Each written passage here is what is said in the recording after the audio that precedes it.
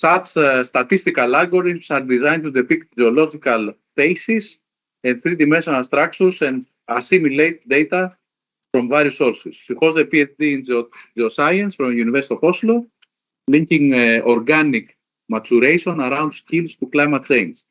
She has 10 years experience in the energy industry and has worked with a diverse range of geomodeling applications.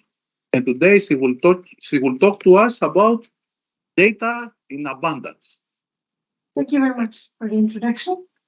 So data in abundance, assuming we share it with each other, but how do we turn it into information? So I'll first go through a small example, given the limited time, just to see the benefit of us having a statistical model, and then show some application because the Norwegian Computing Center, it works on a wide range of different applications where statistics is at the base and the core of the competence. I had this image here, see if I can, with the landslide in Sweden, and it's just to kind of show the importance of us coming together and collaborating, making sure that we know as much about these risks as possible, because this was an image where no one got hurt, but that's not given. So I think that's it's kind of as an open for collaboration. I think it's very nice. Decisions, they are always made on incomplete information. You cannot know everything, at least not at least the bigger things. So you can have things related to climate risks. You can one thing that's actually quite important is it economical now. And the surprises, you can see this drill bit coming out here, shouldn't be a problem. And is it safe? So our offices are located in this floor. So we looked at this building site and we're a bit surprised when it started to slide. So we need to know what we're doing. And as a basis to help us with this, we need statistical models, or at least that's one mean of trying to answer some of these things. For example, this figure stems from offshore when in the 90s they found the Snorre field. Looked from above, it's kind of river-based deposits. So seen from above, it looks like single individual kind of rivers in a way. But having a model, a statistical model, could show that the connectivity was actually in the third dimension. So by having that model, they went forward with it, and that's not a field and is still producing at high speeds. So that was definitely economical. So the model helped you kind of make that decision. For the better, I don't know, but at least at the time it was still okay. So this is the case study that I talked about. We got from the Oslo municipality, we got already pre-cleaned data set because most of the data is kind of in a room on paper. So it's not so easy to get access to it in a format that you can use on a computer. So that's quite critical. But we got it, 15,000 wells and a terrain model. And the assignment was to make a depth to basement map. We could have gone into different soil types as well, but we kind of went for the basement. And of course, in this data set that was already clean, there's a lot of variables in sources, quality, age, and a wide variety of drilling techniques. So how did we go about it? I jump right into some of the key results for that. So on the left, we have what I called it basic mapping. It just means interpolate between the data. Kind of very common. You can interpolate in many different ways, and they all give similar results. And then you have what I call the knowledge-based prior modeler, where you have a statistical model at the base of your kind of modeling technique or mapping technique. And the big difference between those two is that having a model also can allow you to say something about what does not fit within the model that you believe. So what you see here is that every data has been used, but it's maybe not that clear, but there are some yellow wells then that was drilled and some green or black. And those were of poor quality. So whenever they hit something hard, they registered at basement. But it could have been just a big block or moraine or something like that. So it's not really the true basement. But they don't know that, so they just record it and say, okay, this is data. And how to separate those data that consistently push this map upwards towards something that we know it is actually a really big kind of valley of sediments below the Alna region.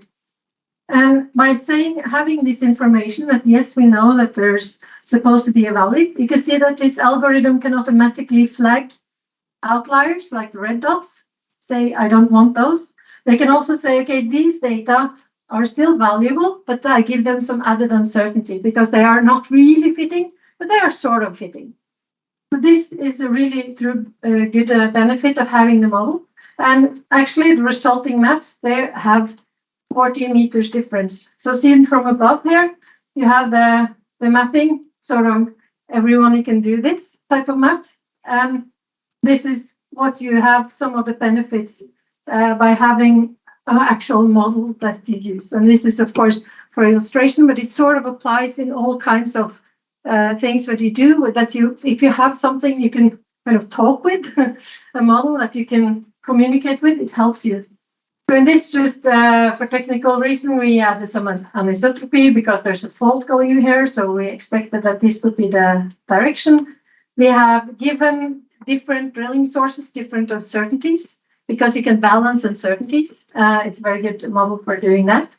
Having data from different sources and also adding then whatever trends you think can be here. And there, yeah, brown is deep and green is not so deep, and white is just, up at the surface.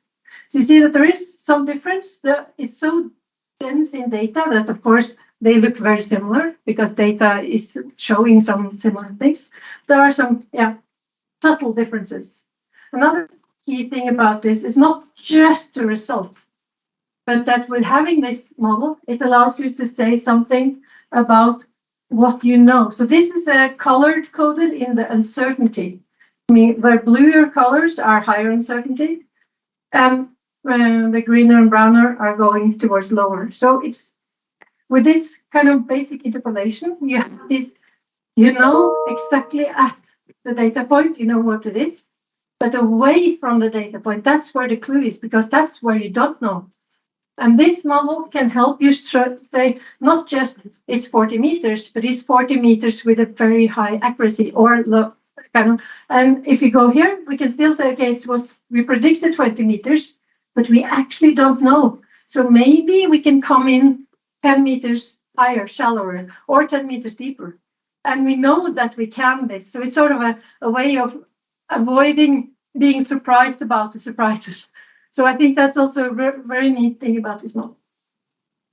It was developed for offshore, by the way. So I mentioned data assimilation. We can take in whatever data that you have in a way, as long as you can put it in. We can adapt the model to combine data. So this was done with NORSAR.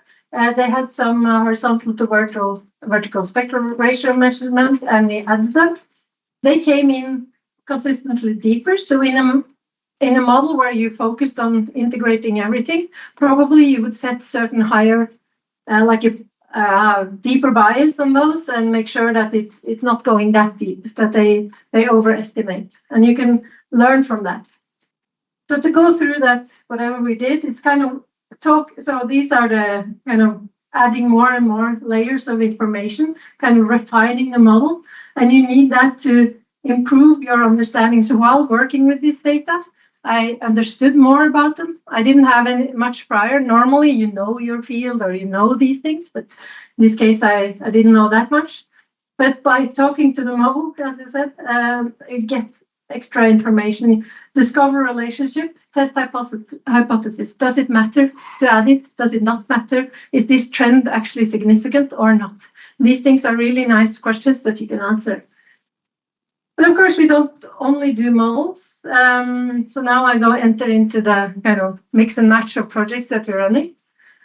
What is key, I think, is to apply the method that is best suited for the problem. It's not that you can throw machine learning on everything. You can't throw this statistical model on everything because it needs to be developed with algorithms and things that you know, kind of by reasoning what should be the relationship that should be in my model.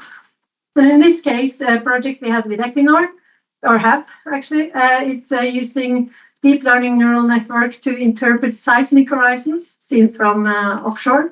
and it greatly outperforms the traditional horizon tracking standard use. So machine learning is very useful when it's useful. Then we have another really neat model. That's a project with DNC, their insurance company, about pluvial water damage, meaning rainfall, like as a result of heavy rain. And it's down to single buildings. These are just for illustration. And what is really nice is that you can combine different type of risk should be in operation. It can be topology, the region, the building, and as we have also done, couple it to climate scenarios. So we have this risk. This is then the climate risk with the moderate scenario and the high scenario. And you can see what kind of regional effect that gets on increased risk in the future.